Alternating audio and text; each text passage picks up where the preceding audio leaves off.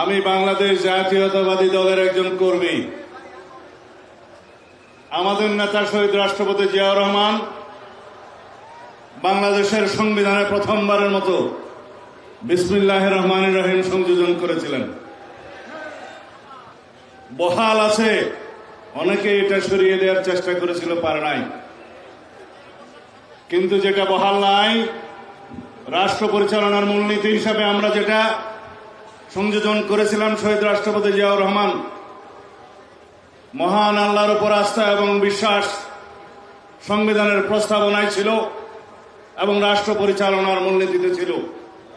অনুচ্ছেদ 8-এর মধ্যে সেটা তুলে দেওয়া হয়েছে, আপনারা জানেন।